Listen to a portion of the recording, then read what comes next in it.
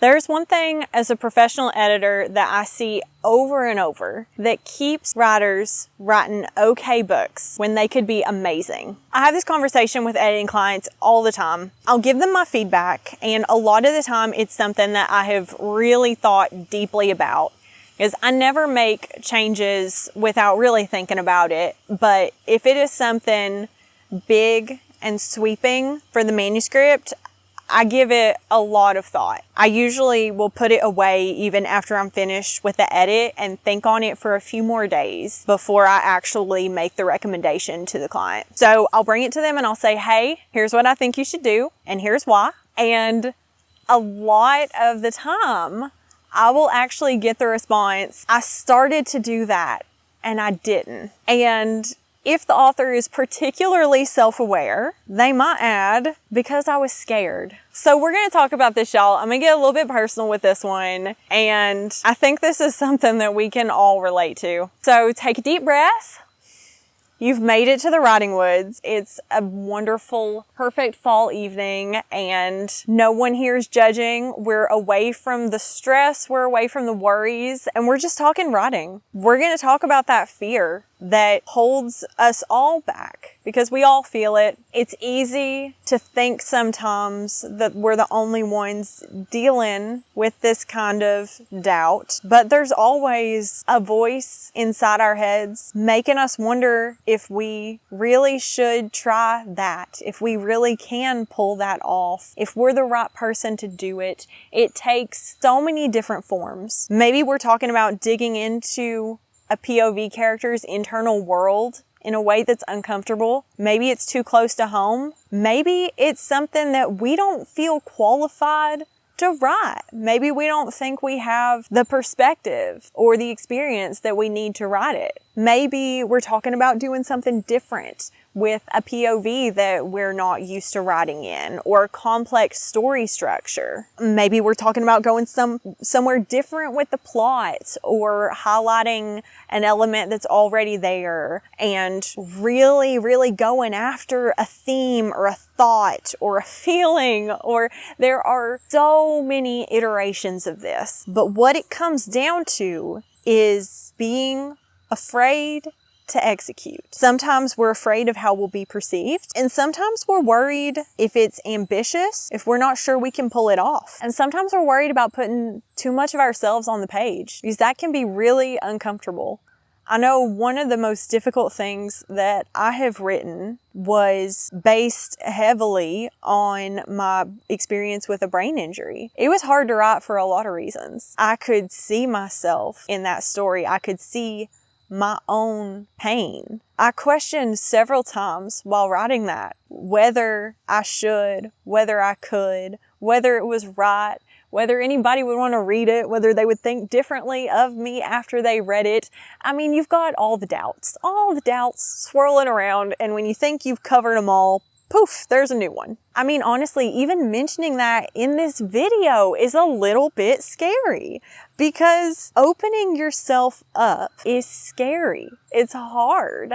There are a lot of things that can happen that are not comfortable. And the idea of some of our biggest doubts and fears being confirmed, sometimes it feels easier to just not try, to just smooth it over and say it's good enough without going that extra little bit, whatever it is. And we leave it at that. And it is. It's good enough. If that's what you want is good enough, then that's fine. But most writers that I know are not chasing good enough. They're chasing exceptional, unforgettable. They want readers to feel something. And that requires a little bit extra, a little push into something that a big part of us may be screaming, don't do that. So how do we get past this? We're going to talk about a few different things here. I'm kind of covering a wide area with this one, but honestly, this was something I wanted to talk about, and I sat down to figure out what I wanted to say. And my brain was kind of going in a lot of different directions because this is a big topic. So I think the first thing is to work on being objective about your work. And I have a whole episode about that, so I won't repeat all of that here. But I will say that I think it's important to be able to view your work without that personal lens. That's step one. And that really feeds into learning to evaluate your work critically, being objective, analyzing your work as though it were a stranger's work. And the reason that's so important is because that will give us the foundation and the confidence to be able to see and identify the risks that are worth taking. Because if we're on the fence about whether it is worth it to go for this thing, whatever it may be, that feels hard, that feels scary, if we're not sure that it is really going to lead to a better outcome for our story, then of course we're going to be a little wishy-washy about it. We're not going to be fully invested in it. We have to be able to see it and say, that's going to be hard, but it's going to be worth it. So the steps to really get here is just to practice thinking critically about our work. Really analyze and question in a productive way. My caveats here are, number one, don't do this too much during drafting. This is for pre-writing and revision. Drafting, if you start using that analytical lens too much, you're just going to freeze yourself up. And of course, we're talking about doing this in a good, productive way, not in a way that is blaming, shaming. We're not trying to be mean to ourselves. And that is part of why that objectivity, why separating yourself from your manuscript is so important.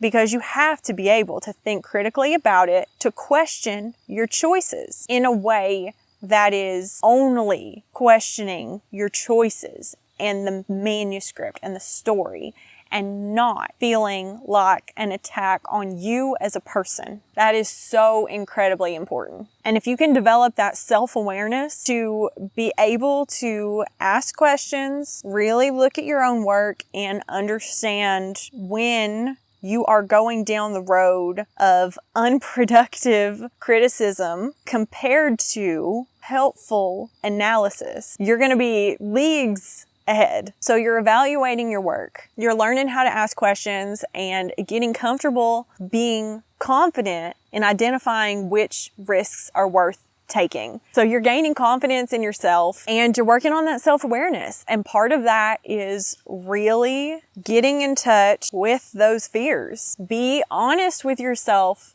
about your fears and your doubt. Don't turn away and hide them from yourself. Get comfortable sitting with them, because we cannot get past something that we're hiding from ourselves. If you're not comfortable with your fear and your self-doubt, then you're never going to be able to overcome it. If your instinct is to hide it, to shove it down and get it away from you, then you are going to follow that instinct that says, you can't do this. You can't go here with your writing. You need to stop with good enough, because for whatever reason, people are going to judge you. You're going to fail. Whatever the reason is, you're going to succumb to that instead of seeing that fear and choosing to do it anyway. And this is not easy. Nothing about this is easy.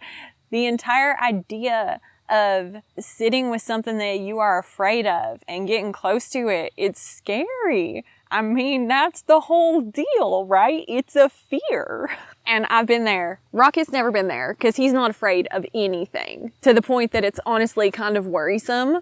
I need him to be afraid of snakes, please. This whole process is hard. And for me, what makes it easier is when it is something that I am passionate about. If I am writing my passion, then it's worth dealing with my fear. What happened for me, I kind of flowed through different genres, since I've been writing forever. Everyone kind of goes through different phases. You experiment with different stuff. And I was writing suspense, and I felt like that was sort of what I wanted to be doing, but I didn't really take time to think about it, not in any kind of serious way. And after one manuscript that it was clear my heart wasn't in it. My agent actually talked to me and said, like, hey, what do you want to do? Like, what do you want to write? What do you want to be known for? I really had to stop and think about that. That was a hard question. And for me, my answer was, I want to write Appalachia and not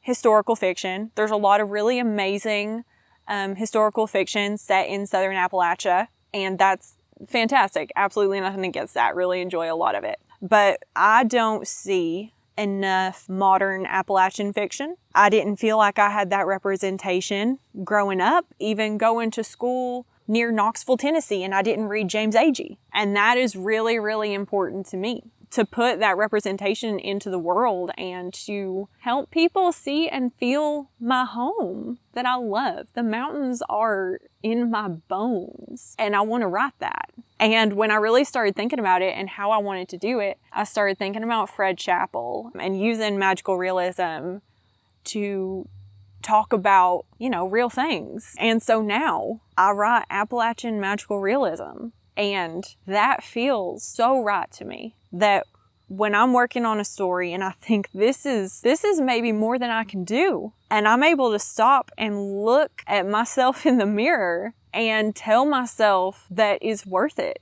because it's what I feel like I am meant to do. It feels like my purpose. It is my passion. It is deep inside of me, and that outweighs any fear that I have. And so I would challenge you to really, really sit down and think, what do I want to be known for as a writer? What am I passionate about? What is going to be so strong and so deeply rooted inside me that it's going to be stronger than the fear or the doubt or the worry? And it's not a magic pill. Nothing is. It still requires all those things that I talked about earlier. It still requires practice. It's still hard. But for me, at least, having that to root me, I feel like it gives me the stability to try hard things. And risks are hard, but they are worth it. And readers, they can tell when it hits that feeling when somebody reads your stuff and they connect with it in such a strong way because you put in that extra effort, that took that risk. I mean, that's everything. And I would just say to practice being honest with yourself, practice recognizing when you are holding back because of fear. And the better you get at that, the easier everything else is going to get. The better you will get at overcoming the fear and doing it anyway, because you are stronger than you think you are, and you've got this. If you want to learn more about objectivity and some practical ways to develop that, I do have an episode all about that. And Rocket may look a little sleepy, but he knows you've got this too.